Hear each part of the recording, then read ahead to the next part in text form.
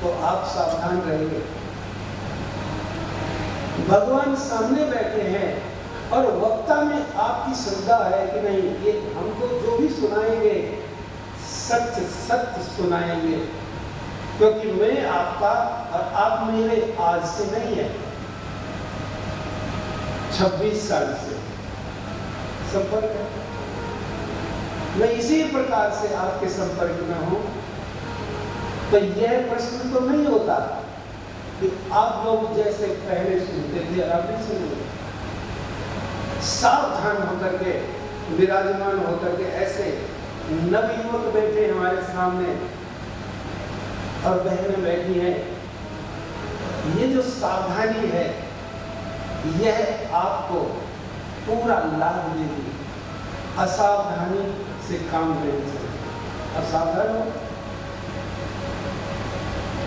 और जो श्लोक आज मैं उच्चारण कराऊं उसको सब बोलेंगे। भागवत के महत्व के प्रारंभ का पहला श्लोक बोलेंगे और भागवत के अंत का आखिरी श्लोक भी आपसे बोलवाएंगे। बस बाकी के मेरी जिम्मेदारी है, आप मत बोलना, नहीं बोल नहीं पाओगे, ठीक है। अब सावधानी से यह श्लोक का वचन सब करेंगे।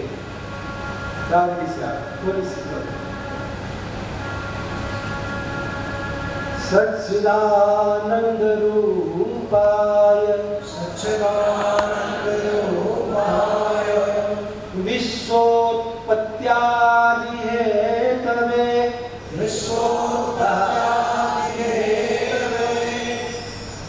तापत्रय विनाशाय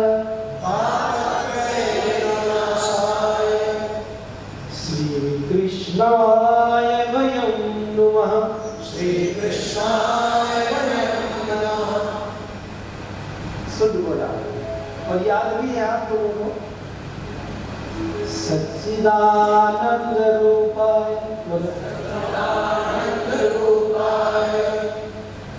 विश्वोत्पत्त्यादि हेतवे तापत्रय विनाशाय श्री कृष्णाय वयं नमः। ये प्रथम श्लोक। अब सावधानी से इसका अर्थ समझिए। इसमें कहा गया है कि हम श्री कृष्ण को प्रणाम करते हैं। पहला श्लोक क्या करते हैं? भगवान को प्रणाम करते हैं। और वो भगवान कैसे है? इस श्लोक में भागवत का बहुत बड़ा संकेत है, बहुत बड़ा। उस कृष्ण को प्रणाम करते हैं जो सत्य चित्त और आनंद रूप है। क्या है? यह ध्यान देना। जिसमें सत्य चित्त और आनंद है। आगे से कोई आपसे पूछे भगवान किसे कहते हैं तो कह देना कि जिसमें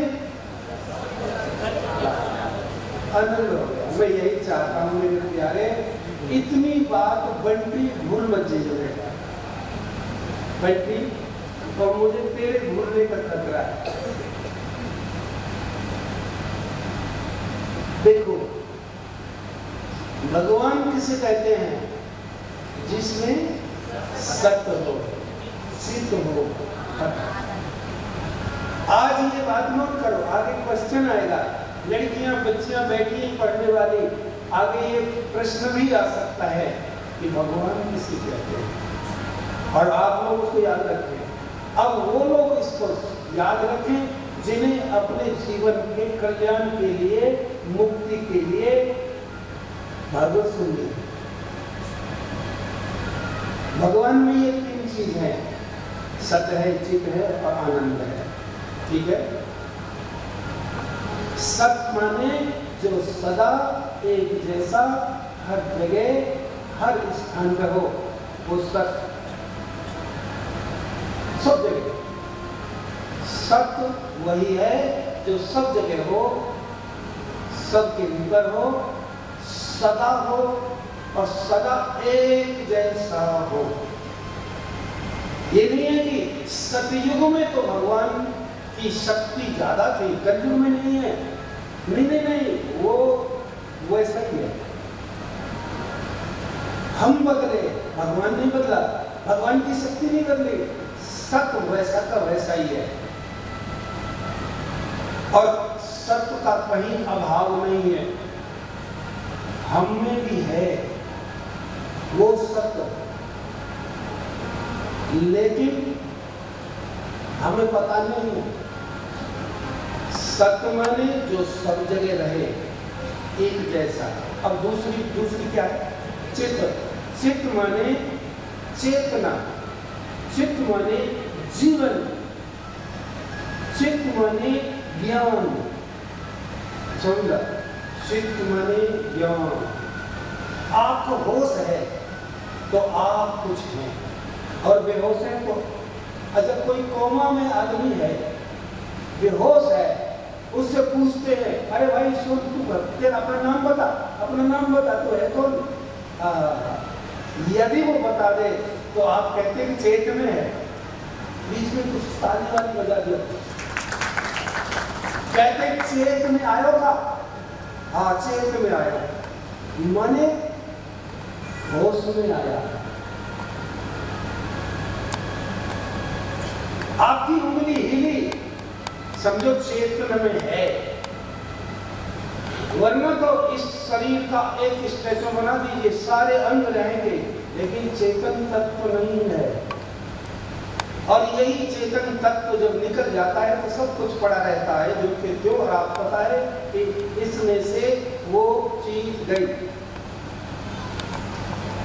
चेतन माने जीवन, चेतन माने ज्ञान। तुझे कुछ ज्ञान है क्या? तू कौन है? बोले मेरा ये नाम है, मेरा ये जात है, मैं इसका हूँ, ये सारी चीज का ज्ञान है। हाँ, पर चेतना है, लेकिन ये चेतना अधूरी है, पूरी नहीं है। चेतना तो पशु में भी है, लेकिन बहुत थोड़ी। उससे ज्यादा चेतना मनुष्य में है, लेकिन ये भी पूरी नहीं है। क्योंकि अगर सत और चित्त पूरे होते तो आनंद प्रकट हो जाता।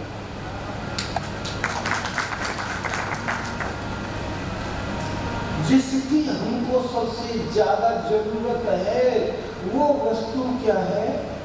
आनंद। क्या बोलते बेटा, हम यहां किस लिए आए? आनंद मिलेगा। घर में इतना सामान इकट्ठा किया, शादी विवाह बाल गोपाल, सबका उद्देश्य बताओ, आनंद मिलेगा। पूरे संसार की यात्रा मनुष्य क्यों करता है? आशा यहाँ किस लिए आई? निशा यहाँ किस लिए आई?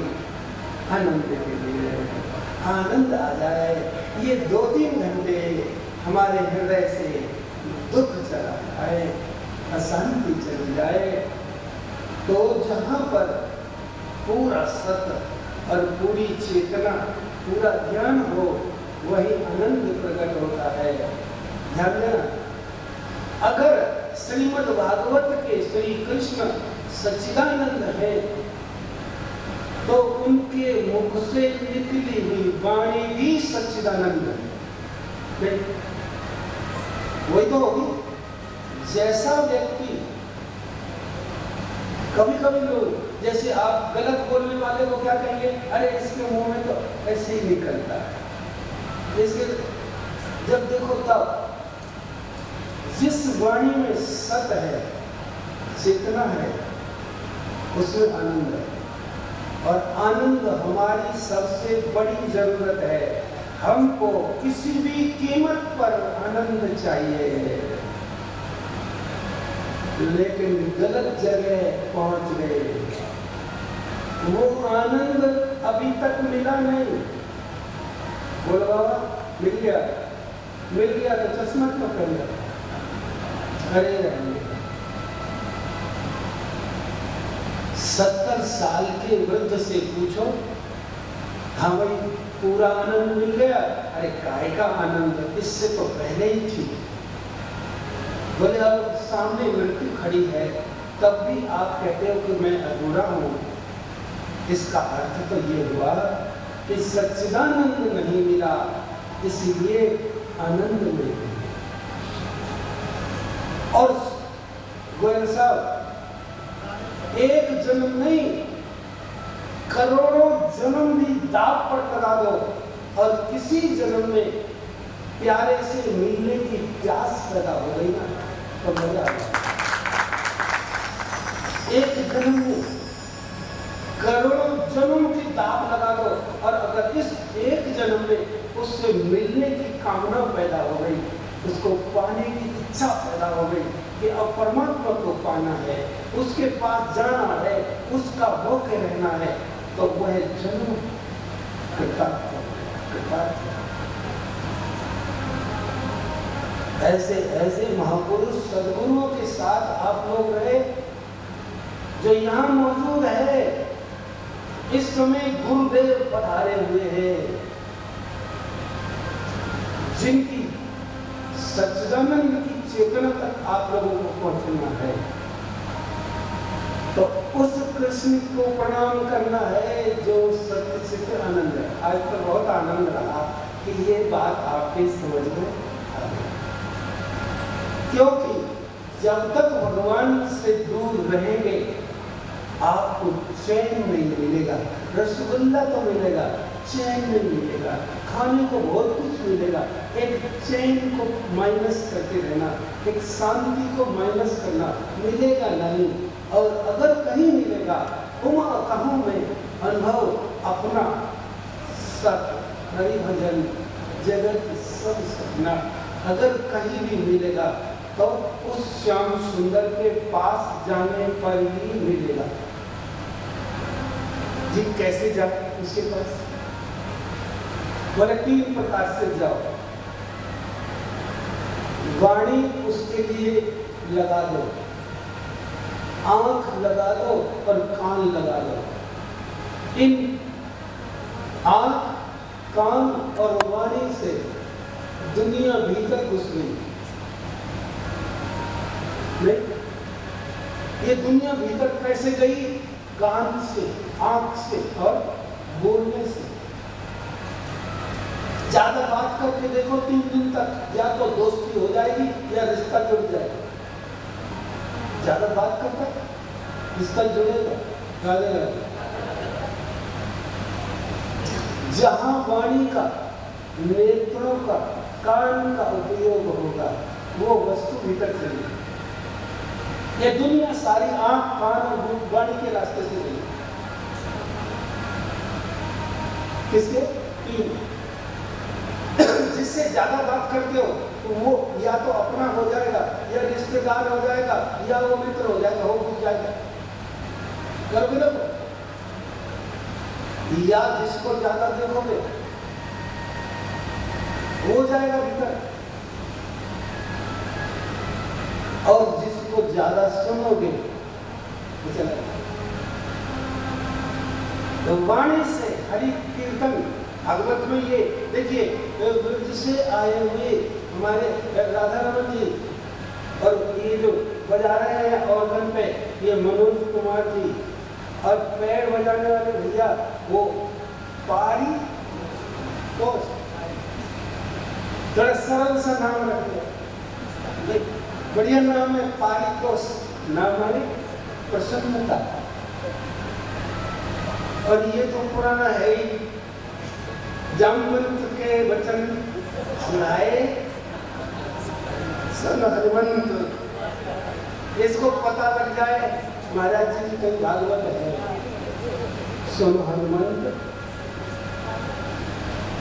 ये सब एक परिवार की तरह आज सेटिंग कर रहे हैं। सब सोच रहे हैं कि मैं ऐसा बजाऊं जो राधा रमन के काम आ जाए और और ये सोच रहे हैं कि ऐसा हम बजावें कि इनके काम आ जाए, और ये चारों से मैं प्रार्थना करता हूँ तो मेरे काम आ जाए। मैं कोई कला अभ्यास ज्यादा बड़ा नहीं हूँ, मैं तो केवल सत्संग करता हूँ।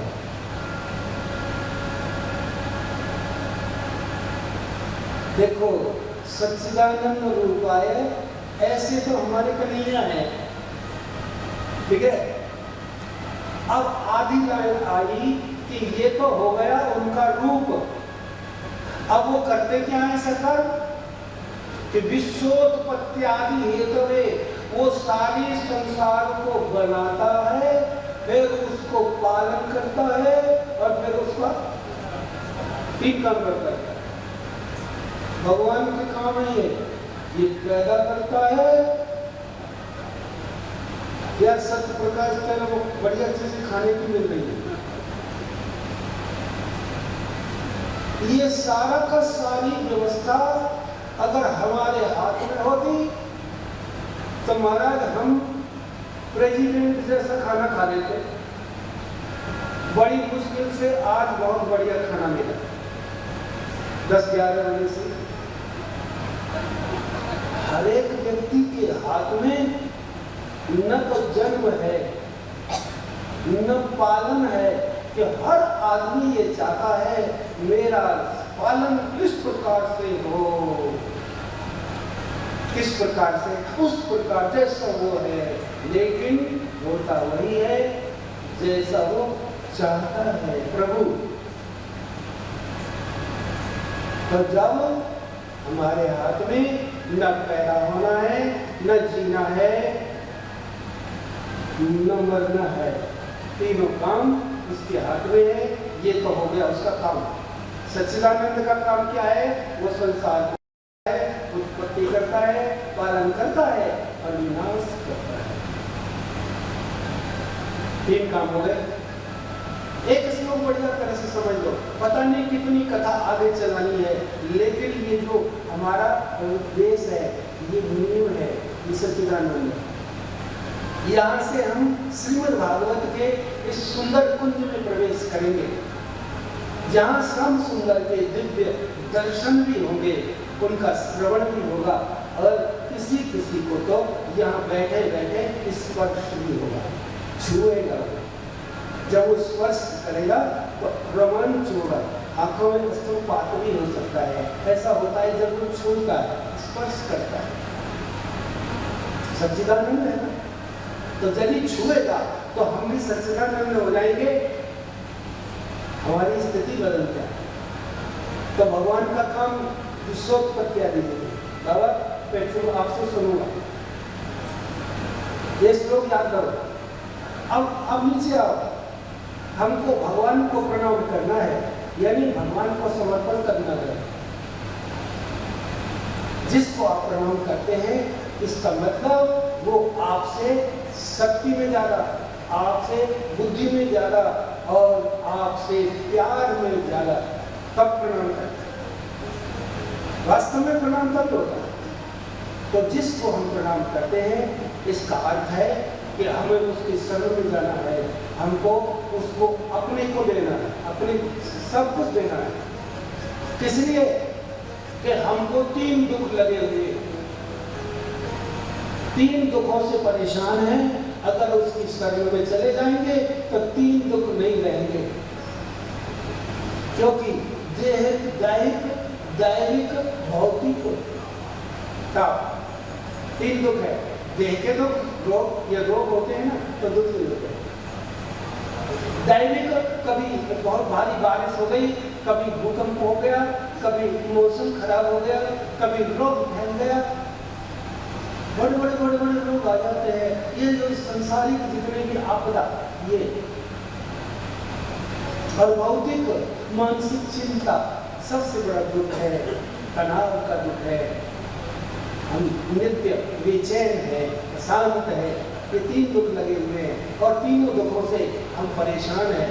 हमने उन दुखों को मिटाने के लिए अनेक उपाय कर लिए, धन पैसा माया, बहुत बड़े वैभव और बहुत बड़ा टेलीविजन के मोटा तस्वीर वाला 100-200 चैनल वाला सब खरीद लिया, मोबाइल में सब कुछ है, सब कुछ कट के देख लिया, लेकिन चैन नहीं और बेचैनी बढ़ी। ये बात तो भाई अब ढूंढना तो पड़ेगा ही कि यहाँ भी नहीं मिला। उसका उपाय 3 प्रकार के दुखों को हम दूर कहाँ करेंगे जा करके, तो तापत्रय विनाशा है। सच्चिदानंद से दैहिक भौतिक तापों का निवारण होगा। काट रहेगी। राधे राधे। अगर आपने इसकी शरण नहीं ली तो करोड़ों जन्मों तक आपको इन 3 दुखों से बचना नहीं होगा। सच्चिदानंद रूप से तापत्रय, हमको 3 दुख लगे हुए हैं, इनसे निवारण करने के लिए श्री कृष्णाय वयं नमः, हम उस श्री कृष्ण को नमस्कार करते हैं। मंगलाचरण है ये। क्या है? बोलो जोर से। मंगलाचरण है। जो व्यक्ति मंगलाचरण करता है उसका आचरण मंगलमय हो जाता है। घर से निकलो तो मंगलाचरण कर, दफ्तर ऑफिस फैक्ट्री में पहुंचो तो श्री कृष्णाय नमः, गणेशाय नमः, आओ तो बार बार मंगलमय भगवान को स्मरण करना माने मंगलाचरण। तो जो भगवान को स्मरण करता है उसके आचरण से पता लग जाता है कि ये भी मंगल भवन अमंगल हरि द्रवंश दशरथ अजय, ये भगवान का दास है और यह मंगलमय है। ऐसे श्री कृष्ण को हम बार बार नमन करते हैं, ऐसे श्याम सुंदर को हम नमन करते हैं। यह श्लोक सच्चिदानंद रूप भगवान के चरणों में हमको जीवन में समर्पित करना है। और श्रीमद् भागवत के इस श्लोक से यह चर्चा प्रारंभ होती है। और एक सुंदर सा पद सुन करके फिर मैं अगली जो है कुछ वो करूँ। एक पद सुनता है श्री राधा कोई गाओ। राधा रानी कृपा कीजिए, कीजिए श्यामा प्यारे कृपा कीजिए, राधा रानी कृपा कीजिए, राधा रानी कृपा कीजिए, लाडली राधा रानी कृपा कीजिए, श्यामा प्यारी कृपा कीजिए, लाडली श्यामा प्यारी कृपा कीजिए, मेरे प्यारे श्यामा प्यारी कृपा कीजिए, कीजिए श्यामा प्यारी कृपा कीजिए।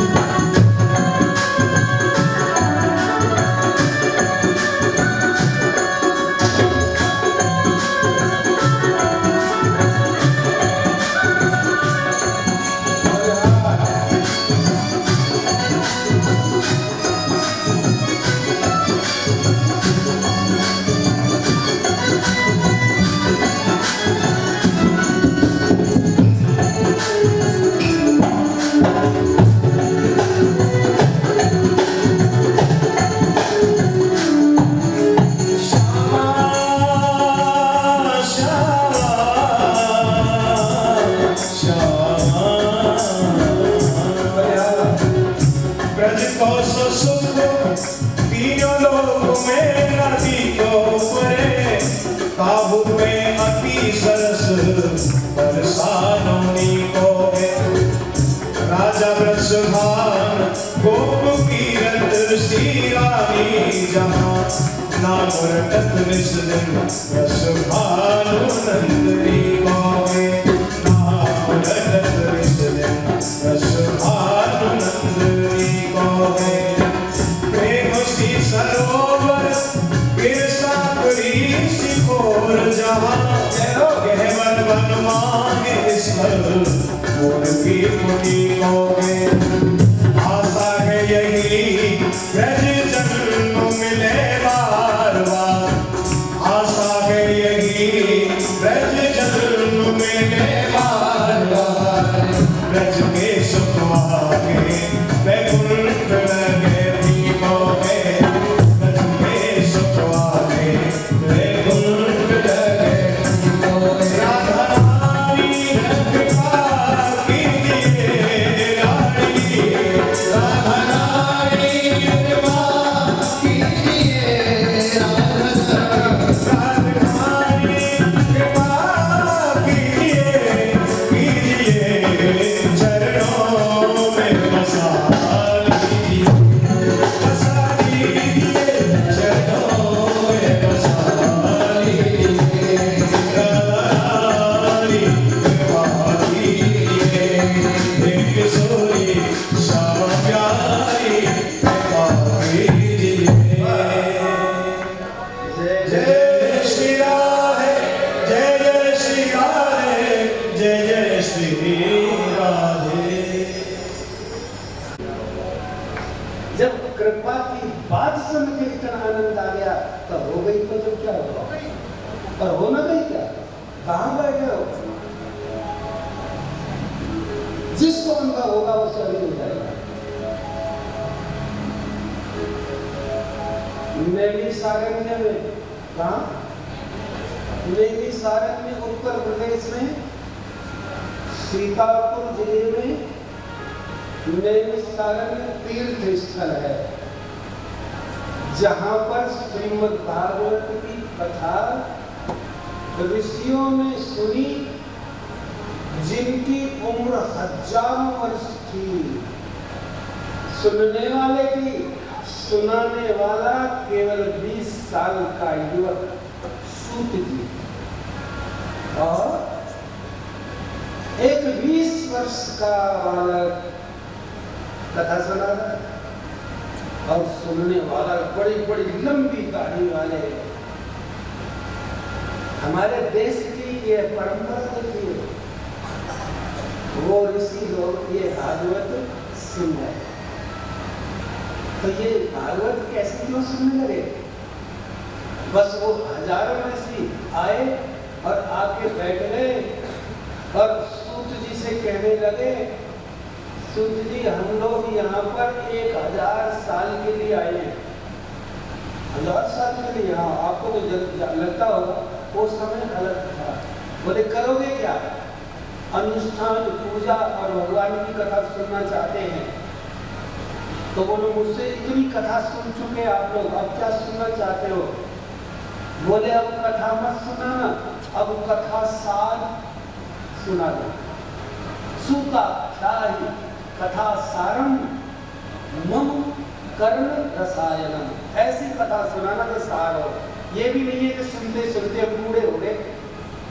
दाढ़ी पक गई दिखना बंद हो रहा है और फिर भी कथा ही सुनते रहो नहीं अब की बात तो कथा का सार सुना और रसायन पीते हो आप लोग औषधि अलग है रसायन अलग है औषधि से रोग दूर होता है रसायन से फिर तो रोग होता नहीं फिर नहीं होता रसायन मिलाओ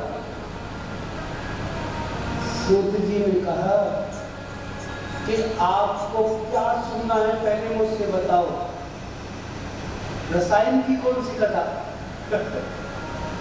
बोले 6 प्रश्न का उत्तर दे दो अपने आप कथा निकल जाएगी 6 प्रश्न ध्यान से भागवत सुनने से पहले ऋषियों ने सूत जी से कहा 6 प्रश्न का हम प्रश्न करते हैं उनका उत्तर हमें दे दो उन्हीं 6 प्रश्नों का उत्तर श्रीमद् भागवत है 12 स्कंद 335 अध्याय और श्लोक 18,000 श्लोक जैसे ये सच्चिदानंद रूपा ये एक श्लोक है 18,000 श्लोकों में 6 प्रश्नों का उत्तर। वो प्रश्न कौन कौन से बताओ? पहला प्रश्न उन्होंने पूछा कि सबसे अधिक कल्याणकारी साधन क्या है? इतने साधन करके हम लोग कल्याण नहीं होता। सबसे ज्यादा कल्याणकारी साधन बताओ। नंबर 2, इतने शास्त्र है, उनका सार बता दो क्या है? ठीक है ना? शास्त्र में लाखों श्लोक है, सार बता दो। तीसरा, भगवान अवतार क्यों लेते हैं? जरूरत क्या है? वो तो वहां से ही सोचते सोचते सब कुछ कर सकते हैं, आते क्यों है? अवतार क्यों लेते हैं?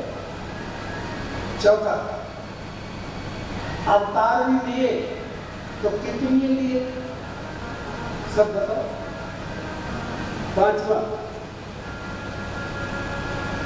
जिंदगी को हमको भगवान ने जीवन दिया, इस जीवन का कर्तव्य क्या? किस लिए दिया? इसका मुख्य कर्तव्य क्या? क्या खाने पीने सोने के लिए मिला? इसका कर्तव्य क्या है? छठा, भगवान तो नहीं है, लेकिन ये जो धर्म है अब किसकी शरण में गया? अब धर्म कहाँ टिका हुआ है? ये बताओ, कहाँ टिका है धर्म? 6 प्रश्नों के उत्तर में सूत जी कहने लगे, सुनो अब सावधान हो जाओ। सबसे पहले ये सुनो कि मनुष्य के पीछे जब से ये पैदा हुआ है मृत्यु का भय और अनेक प्रकार के भय लगे, डर भय लगा हुआ, और सबसे ज्यादा मृत्यु का भय। मरने की बात किसी को नहीं भाती। क्या इससे बचने का भी कोई साधन है? बोले है। काल व्याल मुख ग्रास त्रास निर्नाश हेतु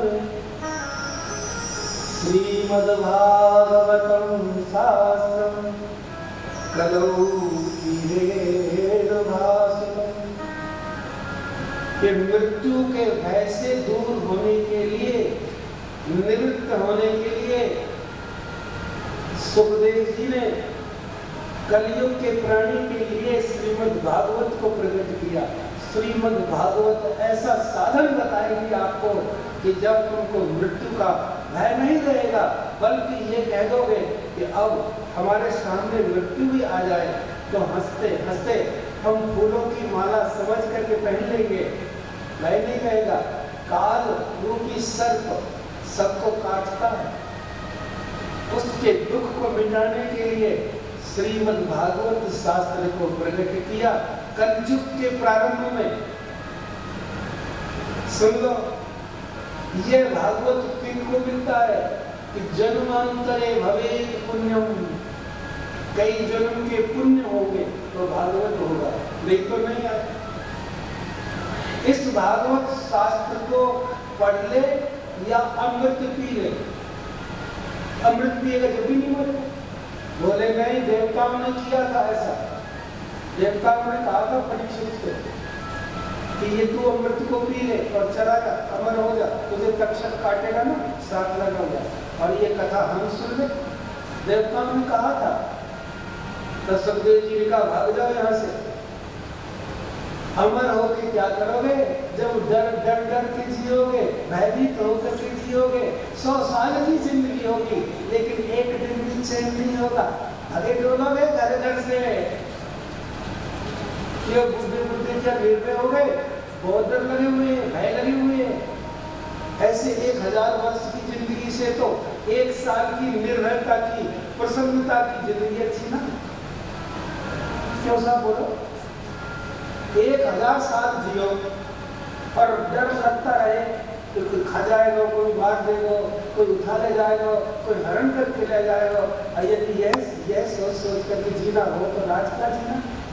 और 1 महीने जीना है और उस 1 महीने तक पूरे आनंद में जीना है। तो ऐसे लोग कौन है जो 1 महीने जीना चाहते हैं इस टाइप से?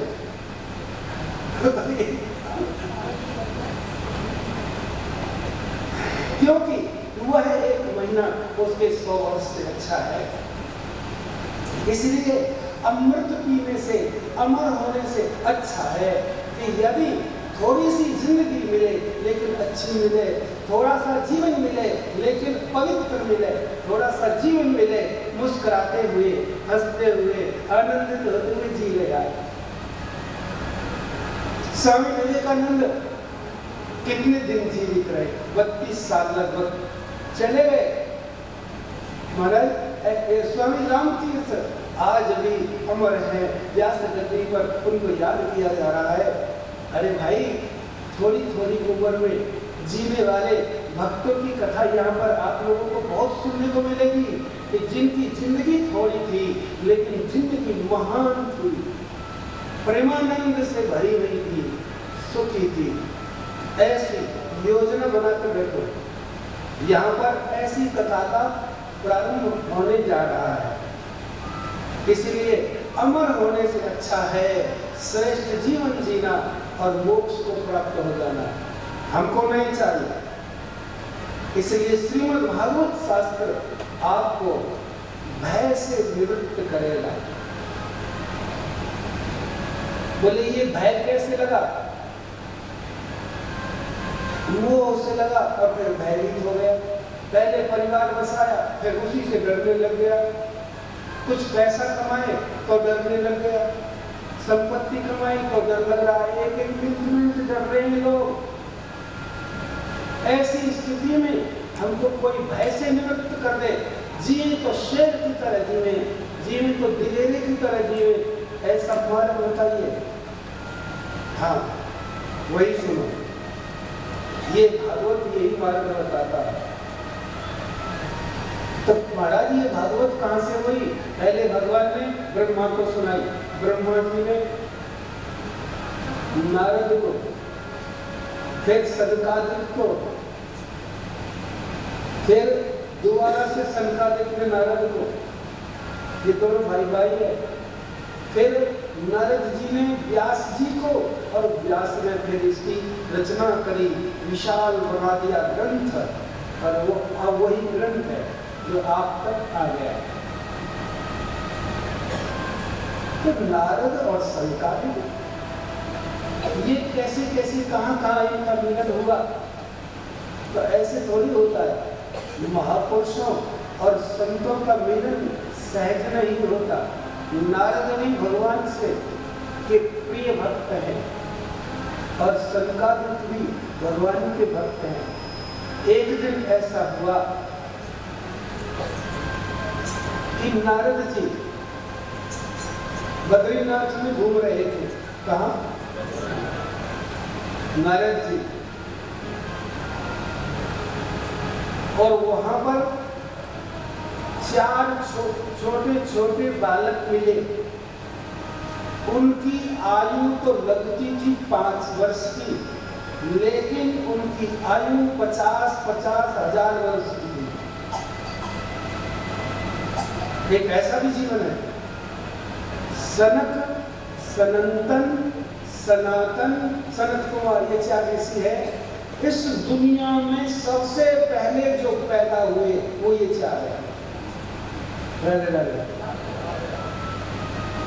मन से पैदा हुए, इसलिए शुद्ध रूप में 4 ये ऋषि हैं जो 5 वर्ष के बालक बन के घूमते हैं। और ये चारों के चारों सन्यासी हैं, विरक्त हैं, और चारों के चारों संग रहते हैं। इनको प्रकृति का रोग नहीं सताता, मृत्यु का भय नहीं सताता। इन चारों के पास कोई भी बैग नहीं है, थैला नहीं है। इन चारों का पास कोई रूम नहीं है अटैच, कोई आश्रम नहीं है। इन चारों के साथ में कहीं जाने और आने का मनाही नहीं है। अमेरिका जाएं तो इन्हें पासपोर्ट की जरूरत नहीं, और वैकुंठ में चले जाएं तो इनको आज्ञा की जरूरत नहीं। ऐसे सनत सनातन सनातन सनत कुमार, इन चारों महान सन्यासी ऋषियों को नारद जी ने देखा। किसने देखा? देखो कथा जब याद आएगा। बद्रीनाथ में नारद जी और इनसे मिले, ठीक है। नारद जी ने देखा इन चारों की तरफ, तो क्या देखा? एक एक लंगोटी के सिवा कुछ नहीं है। और नारद जी उदास हैं, नारद जी चिंता में है।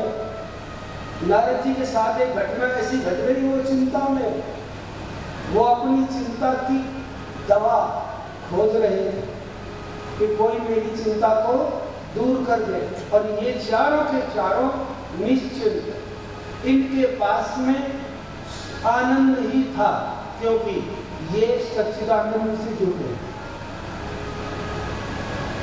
ये सच्चिदानंद से जुड़े। अच्छा, इनके पास आनंद कैसा था? सुनो, आप लोगों के पास आनंद ऐसा है, सामान मिल जाए तो हमको आनंद आता है, खाना पीना मिल जाए। और अकेले रहे तो आनंद नहीं आता, साथी मिलना चाहिए। बिना साथी का और बिना सामान का जो आनंद है वो उसको कहते हैं ब्रह्मानंद। ब्रह्मानंद को प्राप्त ये चारों नारद जी इनको मिलते हैं, और नारद जी ने इनको प्रणाम किया। वैसे भाई भाई हैं, लेकिन अलग अलग वृत्ति है। नारद जी को उन्होंने देखा, इन्होंने नारद जी को देखा, तो बोले आपको प्रणाम करता हूँ। बोले आप इसलिए इतनी चिंता में क्यों हो नारद जी? भगवान का भक्त तो चिंता में क्यों रहेगा? अगर चिंता है तो भक्त नहीं है। सुन लो क्या? ओ कौन कौन भगत है? हम लोग सब इस कसौटी पर हैं, कभी फेल हो जाएंगे। हम तो भगत है भगवान के, लेकिन चिंता है तो भक्त नहीं है, ये फॉर्मूला है। और नारद जी परम भक्त है, लेकिन चिंता। राधे राधे। क्या अग्रवाल साहब? राधे राधे। नारद जी जैसा कोई भक्त नहीं है, भक्तों के राजा है, फिर भी चिंता कर रहे हैं। उन्होंने कहा कि ये क्या मामला? आप भक्त को चिंता होनी चाहिए। अरे दुनिया के लोग जब परेशान होते हैं तो संत के पास आते हैं कि चिंता दूर हो जाएगी। अब तू चिंता में है, क्या मामला? बोले भाई मैं अपने लिए चिंतित नहीं हूं, मैं किसी और के कारण, किसी और के दुख को देखकर चिंतित हूं, किसी के दुख में दुखी हूं। राधे राधे। दूसरे के दुख में दुखी संत नहीं रह सकता। राधे राधे। संत जी कहते हैं तो बताइए महाराज आपको क्या दुख है? बोले जैसे आप लोग घूमते हो ना सब जगह, ऐसे ही नारद को भी पासपोर्ट मिला हुआ है तीनों लोगों का, सब जगह भ्रमण कर सकते हैं। इतनी शक्ति अर्जित की है भक्ति से। उन्होंने कहा मैं घूमता घूमता पृथ्वी पे आया और यहाँ कलयुग चल रहा है, कलयुग, सतयुग नहीं, कलयुग। और कलयुग में मैंने जो बदलाव देखा वो सुनो।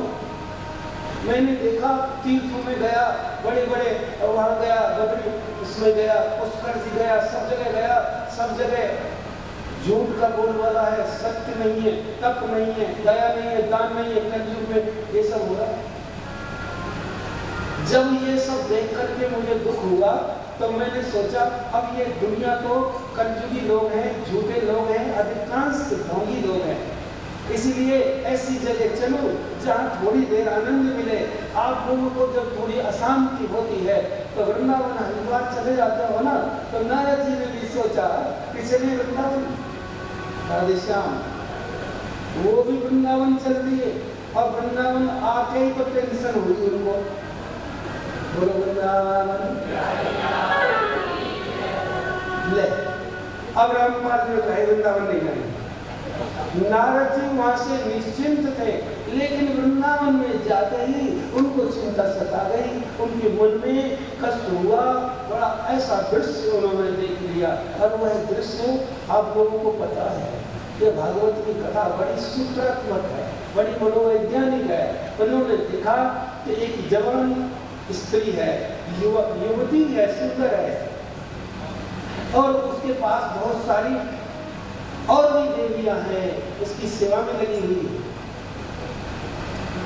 लेकिन दो बूढ़े बूढ़े आदमी पड़े हैं, बेहोश पड़े हैं उसी के पास।